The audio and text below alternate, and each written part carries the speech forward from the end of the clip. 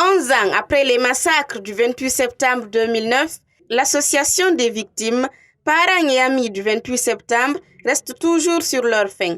Pas de justice pour les victimes de cette barbarie de la junte au pouvoir d'alors. La présidente de l'association des victimes déplore la lenteur de la justice dans le traitement du dossier. J'avoue qu'on a vraiment des difficultés. Les difficultés, c'est quoi? Parce qu'on ne nous donne rien de clair. Et la commémoration passée en 2019, le ministre de la Justice et le Premier ministre Kassori Fofana, ils avaient promis que le procès allait se tenir en juin 2020.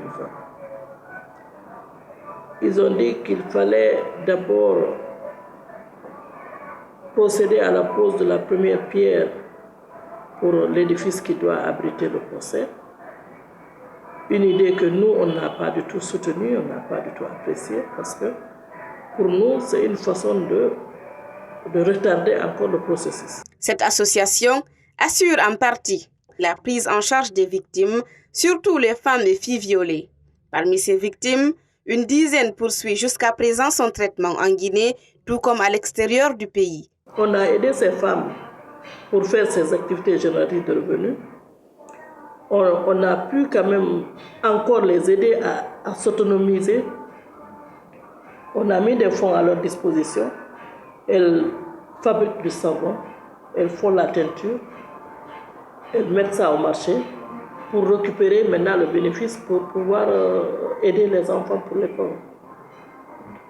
Ça, nous l'avons fait et on continue à le faire. En plus, on a eu l'appui du Fonds global mondial qui est venu encore s'ajouter sur tout ce que nous avons pu avoir pour aider les femmes, surtout les femmes victimes de viol, pour les prendre en charge à hauteur de 10 millions par personne pour qu'elles puissent continuer leur autonomisation. À part de ça aussi, nous les accompagnons au niveau de la thérapie. Nous avons mis en place la musicothérapie. C'est une façon de guérir par la musique. C'est la première en Guinée, mais quand même, cela a beaucoup aidé surtout.